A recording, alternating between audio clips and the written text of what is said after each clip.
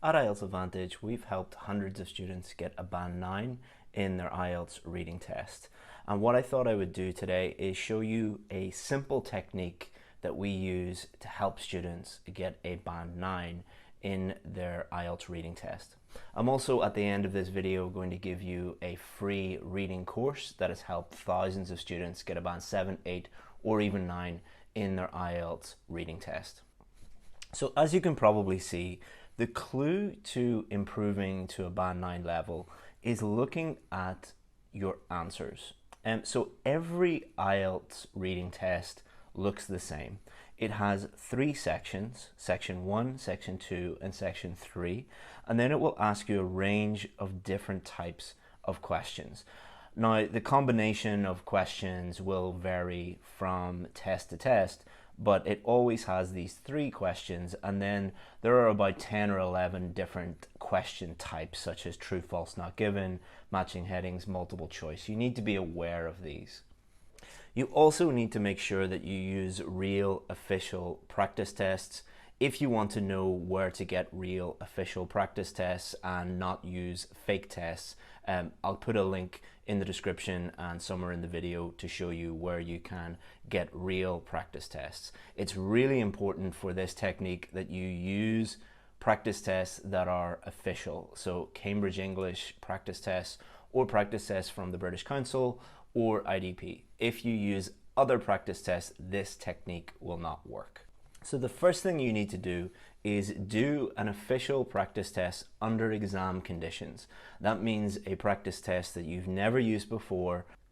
It is best if you do 2 or 3 of them, but for the purposes of this video, I'm just going to show you what we would do if a student did 1. So what we would do with our student is we would get them to focus not on the questions that they got correct, but the questions that they got wrong. And this will reveal how they are going to get a band 9. So let's look at some common scenarios to show you how we can help you improve. So let's say we have our first student and we notice that they get all the questions correct except this question, this question, this question, this question, this question, this question, this question, and this question. So by looking at their wrong answers, we can see that for this particular type of student, what they need to do is just focus on 2 question types. They obviously have got all of these right, all of these correct, all of these correct, all of these correct, and section 3 is the most difficult part. So it shows that there's no problem with their reading skills, no problem with their vocabulary, but every time they get a true, false, not given question or a matching headings question, they're very likely to get that question wrong. So for this student, what they need to do is just focus on a strategy for matching headings and a strategy for true, false, not given. And if they do that, they're going to dramatically improve their IELTS reading score because they are thinking and improving strategically. They're not trying to improve everything. They are identifying the key problem and then fixing that key problem. Or as we say on our VIP course, turn your weaknesses into strengths. So we've identified that this student has a problem with these 2 types of questions. They're going to turn this weakness into a strength, and then it's very likely that they are going to get a very high score if they fix these 2 question types.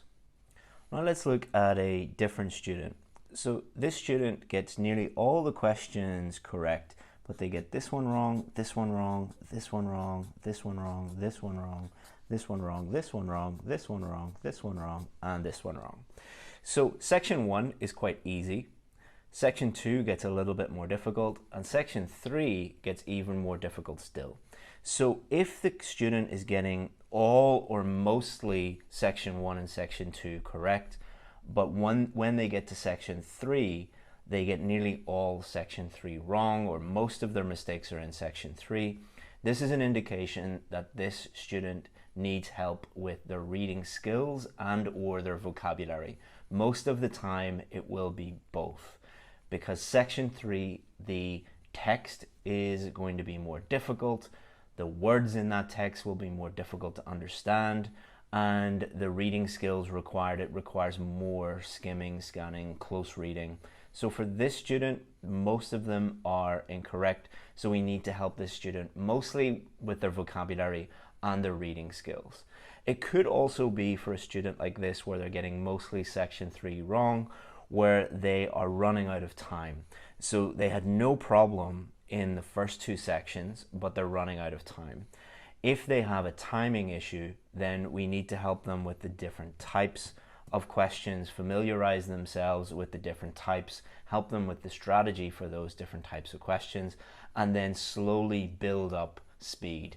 So if you had a problem for it, let's say this student just could never get everything done on time, what we would do is we would start off very slowly with this student, and we would say, okay, take 90 minutes to do everything properly. Can you get everything correct in 90 minutes? Let's say they do that, or they get nearly all of it correct in 90 minutes. Well, let's try it then in 80 minutes, and then 70, and then 60. So we're slowly building up speed, and that's how we would help that type of student. So we've helped student A, who just needs help with true, false, not given and matching headings. Student B, who obviously needs help with vocabulary and their reading skills. And student C, who just needs to improve the speed at which they do the reading test. Now let's say we're working with a student and they get this one wrong, and this one wrong, and this one wrong, and this one wrong, and this one wrong, this one wrong, this one wrong, and this one wrong. So this is quite unusual because this particular student only has problems when they actually have to write the word. And they had no problem actually getting the correct answer. They got the correct answer for all of these. They have no problem, therefore, with sentence completion or summary completion because they actually found the correct answer. However, this student spelt equipment wrong, concerns wrong. They had a problem with the spelling of procedure, injuries, sunlight, transpiration, and weight. So for this student, they do not need to work on strategy. They do not need to work on speed. They don't need to work on vocabulary or reading skills. They just need to work on spelling. So as you can see, each student is very, very different, and we need to understand what their weakness is first, and then we attack that weakness. And spelling, there are different ways that we can help students with their spelling, but unless that student did this analysis, this weakness analysis, they would never be able to really understand their problem. Imagine this student goes and does like a very long reading course at a school somewhere, and they learn all of these different strategies and techniques and everything. They're not actually going to improve because their real issue is spelling, and it takes about 1 hour to figure this out. Now we have another student. They get that one wrong, that one wrong, that one wrong, that one wrong, that one wrong, that one wrong, that one wrong, and that one wrong. So as you can see, matching information, matching headings, matching statements. This is a particular type of problem with matching. Each different type of question tests different reading sub-skills. So matching, one of the sub-skills that you need to learn for that is scanning. So scanning for the location of the correct answer.